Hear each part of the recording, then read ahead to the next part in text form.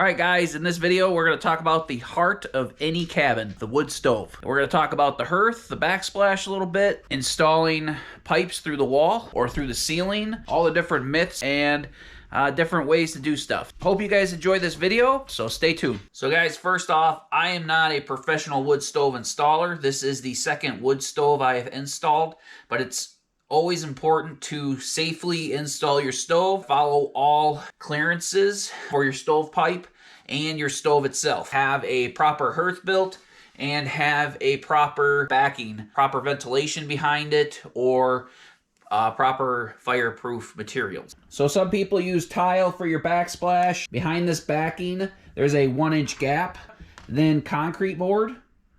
And then behind that, rather than regular insulation, we use fireproof and sound deadening insulation behind the wall. That makes this setup pretty safe. This stove has been taking care of us for about 3 years. We've never had any issues with anything around it, even getting excessively hot. So since we're here and talking about this stove, this is our Hearthstone 2 Soapstone stove. This is a 40-year-old stove we bought secondhand.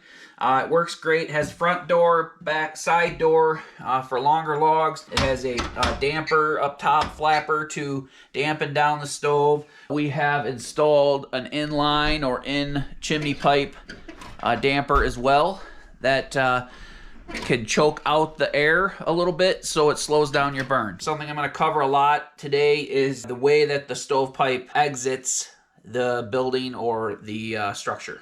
So there's not much to a wood stove without a fuel source. Here's our firewood pile right here. This is a 12 by 12 area that we built for our solar array and wood storage. We have about a year's worth of firewood stored in just this section of the wood shed here. There's about 8 or 9 face cords of wood.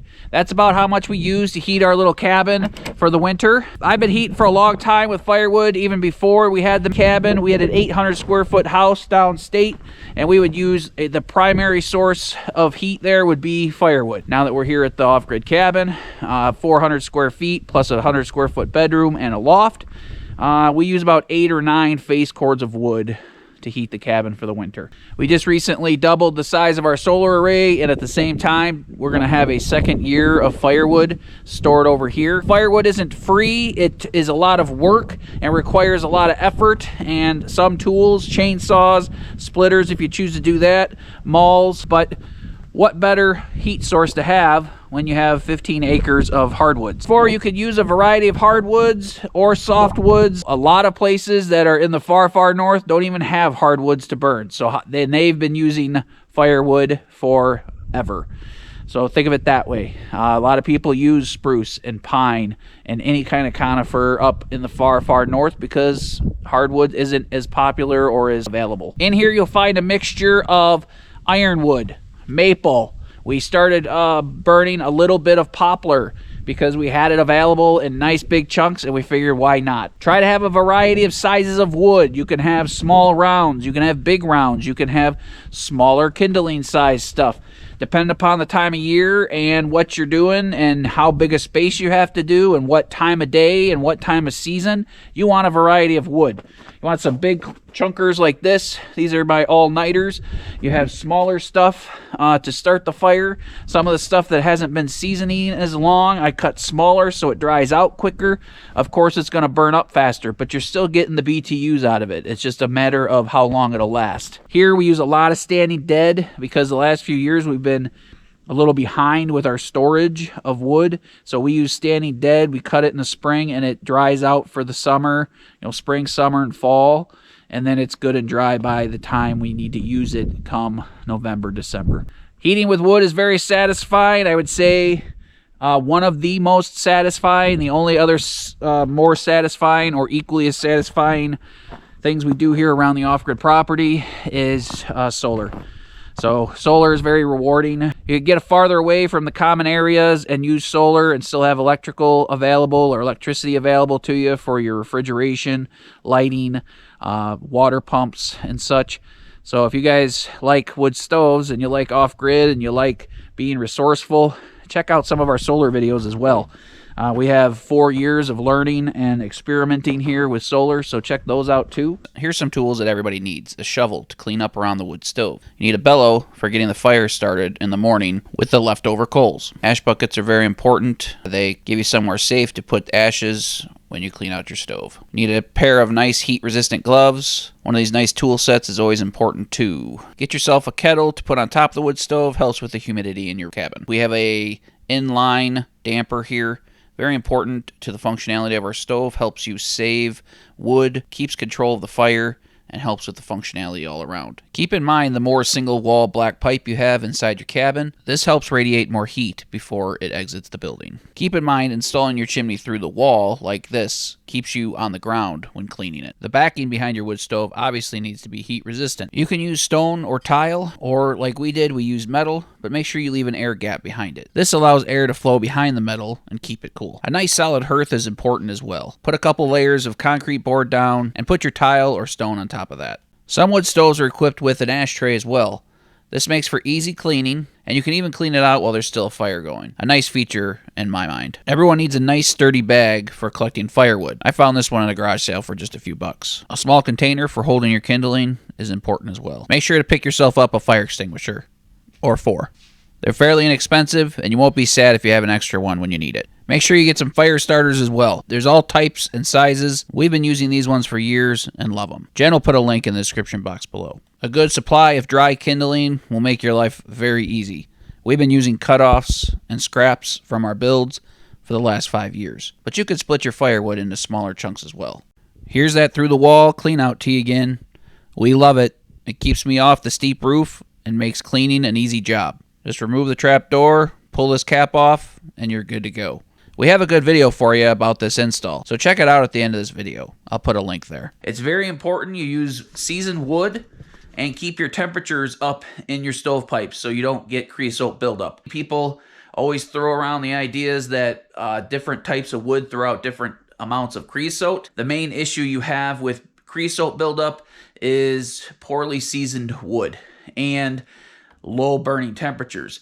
The first year that I heated my home downstate with wood, I used all freshly split ash, dead ash, but freshly split. Probably had a higher moisture content than it should have, but the biggest mistake I made, not only burning that, was that I dampened that stove down every night and let it slow burn throughout the night, and it would just sit there and smolder. You don't want to do that. That's going to create a ton of creosote buildup in your pipe because it's not going to burn hot enough, and you're going to get extra chemicals in there from poorly seasoned wood. That creosote buildup needs to burn off. Good practice is to build a nice warm fire in the morning and get your stovepipe really hot and burn that off. You don't want to dampen it down for months at a time and then do that because you're posing the threat of lighting up that built up creosote in your pipe. So don't do that. Make sure you clean your pipe frequently. I have tried to set up all my wood stoves to be easily cleaned. The easier you make it to clean your stove, the more likely you are to do it often. So when people talk about chimney pipe and how it exits your building and how it affects your draft, straight up out the roof is the most ideal situation as far as getting a good draft. Along with that is to exit your chimney pipe at the appropriate height. You got to be a couple feet above the closest piece of roof within 10 foot radius of your chimney pipe. Another very important thing is location. You want your stovepipe to exit as close to the peak as you can. Now ours is near the edge of the building, but we take it up extra high over here. You don't want to exit on an outside wall or an eave wall. You're better off going out on a gable end wall. That way you don't have snow coming down your roof and knocking off your chimney pipe and causing damage to it. There are things you can do to avoid that. There are dams and extra supports that you can do to help support that chimney pipe and avoid that. But if you can do it, install your chimney pipe and your stove and as close to your peak as possible. What that's going to do is the wind's going to travel up your roof and pull your smoke up into the air rather than having downward pressure. When you put it towards the eave of a building, the wind comes over the peak, comes back down, and pushes down. So it's going to hurt your draft. One thing that we do, because we have this out-the-wall kit, one thing we do to help with our draft when you have a cold pipe, cold stove pipe, and you want to get the smoke going up the pipe rather than out the front door, we use these small starter bricks, okay? These are extremely cheap. You can buy hundreds of them for $10, $20. They're like a nickel or dime a piece. This creates kind of like a candle effect, and you can put kindling on there, and it heats up inside the wood stove, and then takes and heats up your wood stove pipe. That way you don't have to sit there and struggle with a bunch of twigs and a bunch of different things. This creates just enough heat to go up and warm up the chimney pipe and start your draft for you. So guys, thanks for hanging out with us during this video about our wood stove, why we love our wood stove, why we chose our wood stove, and a little bit of why we did things the way we did. So I know there's a lot of you guys out there that have used wood heat for a long time, and you have some stuff you can share with anybody watching this video. Please put it in the comment section below and help some people out. We appreciate you watching. If you enjoyed the video, hit the thumbs up button, subscribe. We do lots of fun stuff around here, okay? Hang out with us, and hope we see you in the next video. Best wishes.